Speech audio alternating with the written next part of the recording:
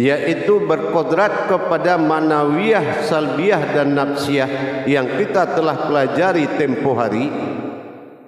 Tapi di malam pertama dalam wujud pelajaran awal yang kita pelajari berawal dari napas, tanapas, ampas dan nupus. Pada saat ini dari makom pisifat yang kita sudah pelajari itu, maka kita akan menuju kepada makom pizzat. Jadi bukan ke makom pisifat lagi, tapi sudah menuju ke makom pizzat. Apa yang dikatakan makom pizzat? Yaitu berasmakan asmanya Allah. Jadi kalau kemarin ada pisifat, kodrat, iradat, ilmu, sama, basar, kalam, hayat, tapi sekarang dia berasma kepada namanya sendiri, yaitu dalam kalam Allah.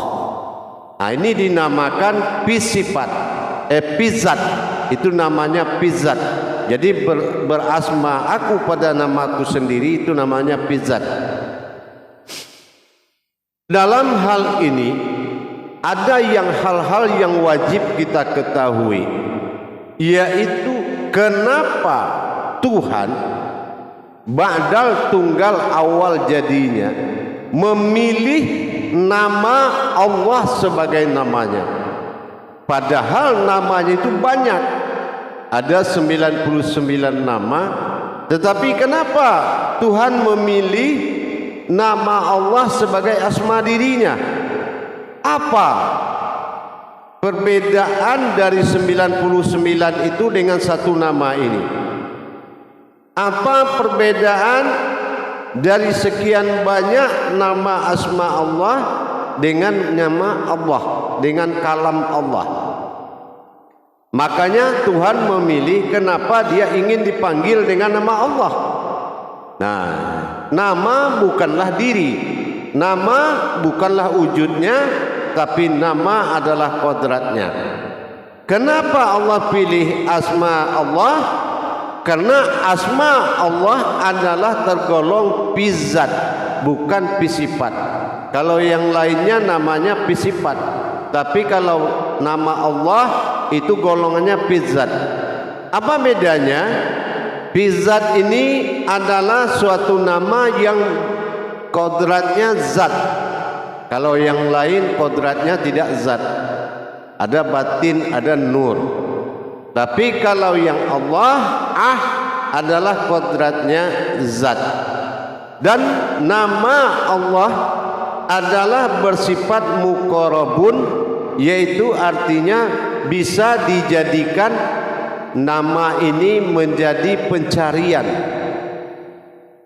Apapun yang ada yang ingin kita cari kepada Allah ada di dalam nama tersebut. Itu luasnya. Nama Allah itu luas sekali. Jadi ingin mencari tingkat sifat apapun, kajian apapun dalam rangka mencari dan mendekatkan diri kepada Allah, itu bisa melalui nama atau asma Allah. Beda dengan asma-asma lain, itu dia tidak bisa, karena bersifat sifat. Kalau kodratnya, kalau Allah itu adalah kodratnya zat, dia bisa mencari, menjadi alat untuk mendekatkan diri kepada Allah. Itu kelebihan nama Allah. Makanya Tuhan memilih nama Allah ini menjadi nama dia. Sekarang kita akan melihat ke depannya, apa sejauh mana kedekatan yang punya nama dengan namanya. Jangan nanti kita tahu namanya tapi kita tidak tahu bagaimana kodrat nama ini menjadi Rabbul Alamin, menjadi Tuhan dari sekalian alam. Namanya saja bisa menjadi wujud zahirnya Allah, yaitu Rabbil Alamin, Tuhan oleh sekalian alam. Apa yang ada di dalam tulisan itu? Di mana letak ketuhanannya nama itu? Alif lam lam ha. Di mana letak wujud ketuhanannya? Kita akan cari sehingga alam ini bertuhan kepada Allah. Kalau hanya tulisan kan tidak mungkin alam ini bertuhan ke tulisan.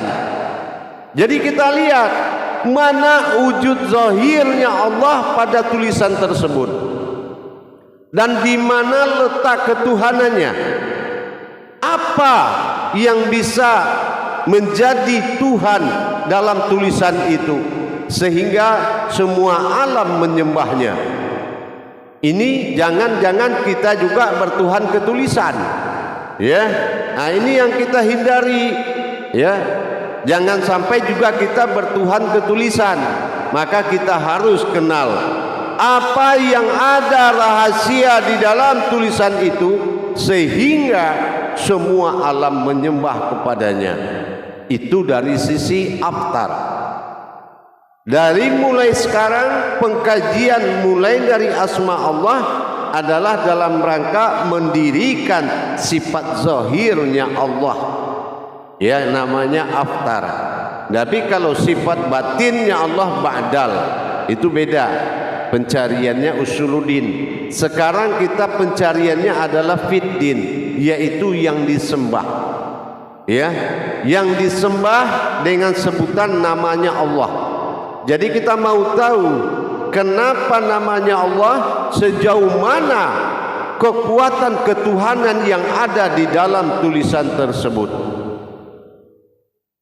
Baik jamaah, untuk menjadi catatan oleh jamaah grup 3, kita akan mempelajari 7 kali 4, ya.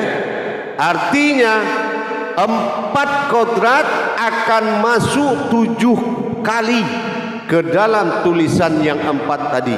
Ingat, catatan 7 kali masuk kali 4. Jadi ada 4 kodrat, 7 macam yang akan masuk ke dalam tulisan itu. Ingat, dan itu akan menjadi kodrat sebuah wujud diri. Wujud dirinya Tuhan bernama Allah yang akan menghadap kepada wahid tunggalnya Tuhan. Ingat, tapi saat malam ini kita baru belajar hanya 4 yang masuk 1 kali. Ya, dia 4-nya 7 kali. Ingat, diingat sekali ini. Nanti ada 4 kodrat 7 kali, 7 macam kodrat yang akan masuk.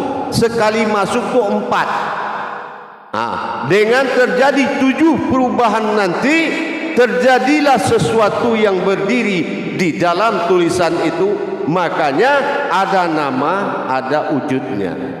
Nah, wujudnya inilah yang akan terbentuk dari 7 kali masuk, 4 sampai 7 kali. Ingat.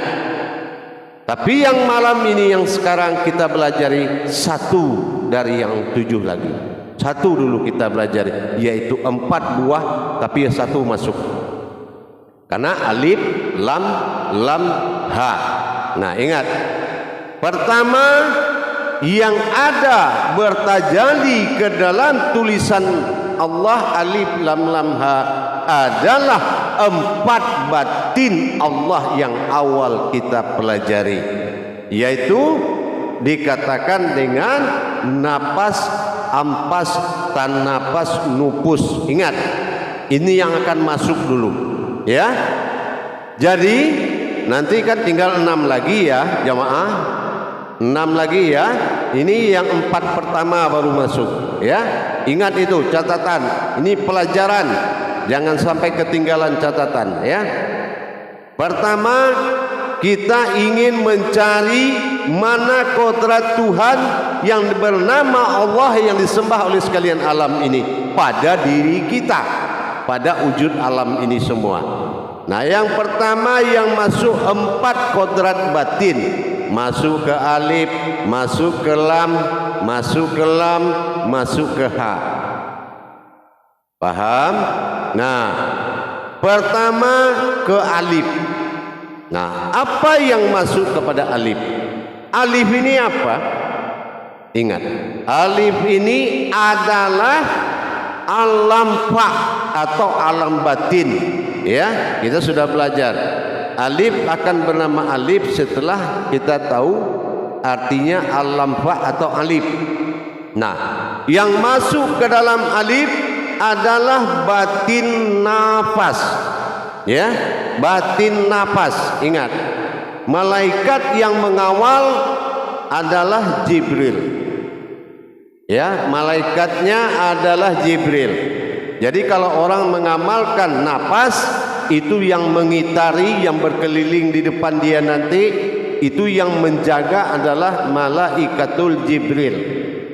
Ya. Nah, yang kedua, lam yang pertama.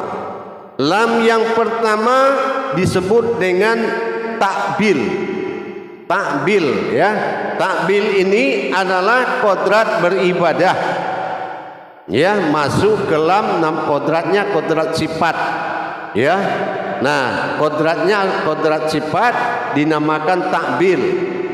Nah, takbil ini makomnya tanapas. Nah, itu masuk ke lam pertama. Ya, makanya jatuhnya alam sifat. Tanapas masuk ke lam yang pertama. Nah, yang kedua adalah lam kedua, yaitu dinamakan dengan lam jalalah. Ya, lam jalalah. Nah, malaikatnya Israfil. Kalau yang tadi takbil, malaikatnya Mikail. Ya, malaikatnya Mikail. Nah, kalau sekarang lam yang kedua itu adalah lam jalalah, malaikat yang mengawalnya adalah Israfil. Israfil dan kodratnya adalah anfas. Jadi orang yang mengamalkan diri anfas, dia akan didampingi oleh malaikat Israfil. Israfil, ya. Dan ini sifatnya maujud dan penampakan, ya. Dan ini akan bisa memberikan penampakan. Apakah kita melihat penampakan diri sendiri atau kita melihat sesuatu, tapi banyak penampakan di situ. Nah, yang terakhir adalah huruf H. Alif, lam, ha. Nah, ha ini disebut dengan ad-dadah. Ya, ad-dadah. Nah, ad-dadah ini adalah sifatnya hidup dan bergerak. Hidup dan bergerak. Nah, malaikatnya di sini adalah Israel, ya. Nah, makomnya nupus. Makomnya nupus. Nah, 4 malaikat mendampingi 4 batin Allah masuk ke dalam asma Allah yang pertama. Maka menjadi batin. Ingat, asma yang 4 sudah masuk nafas pada alif, tanapas pada lam tabil, yang anfas pada lam jalalah, dan nupus kepada ha. Berarti semua huruf itu sudah menjadi batin. Paham? Nah, begitu dia menjadi batin, dikumpulkan semuanya berwujud zat. Jadi kalau umpamanya kita ingin melihat secara zahir, alif awalnya kasroh a dinamakan atau zat. Yang kedua, kalau kita ingin melihat wujudnya batin, nur, artinya alif kasroh i, belakangnya ha disebut i.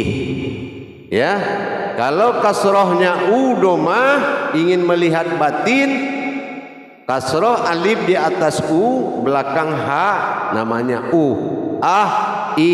U.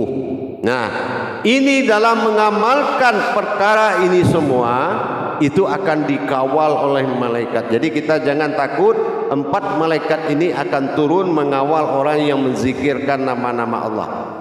Nah, jadi Nanti jamaah baru tahap pertama masuk 4 batin ke dalam 4 huruf kali 7, nanti akan masuk 7. Nah, yang setelah ini akan masuk, yaitu yang kedua adalah makom zatnya Allah nanti. Di situ ada kalam-kalam di wadi manikab, tapi nggak usah dicatat dulu ya, karena saat ini baru kita belajar menuju 7 tapi 1 batin ya. Batin yang 4 masuk ke dalam asma Allah, berarti kita siap-siap akan mempelajari 7, 6 lagi ya, 4 kali 6 lagi. Makanya semuanya kalau 7 kali 4 dia jumlahnya 28. Makanya hijaiyah Al-Quran yang 28 itu ada di dalam diri kita semua. Nanti akan ketemu dia. Nanti bagaimana proses ketuhanan di diri kita sampai mewujud pada alam ini. Jangan nanti orang manggil nama Allah, kita panggil juga nama Allah. Ternyata alam ini tidak menyembah. Begitu alam menyembah kepada kodrat Tuhan melalui namanya, terbawalah kita dimuliakan oleh Allah yang ikut juga tersembah oleh alam. Nah, ini yang dikatakan, apabila kamu ingin melihatku, yang terlihat adalah kamu. Apabila alam menyembahku, yang tersembah adalah kamu. Inilah kemuliaan kita, luar biasa di mata Allah. Dimuliakannya kita sebagai wujudnya. Begitu alam menyembahku, kata Allah, yang tersembah adalah dirimu. Nah, inilah yang membuat kita menjadi seorang walinya Allah, ikut dalam wajibul wujudnya. Nanti insya Allah tingkatan pelajaran ini sampai menuju 7 perjalanan kodrat, sehingga terbentuklah siapa yang bersembunyi di balik tulisan Allah itu yang dikatakan punya nama.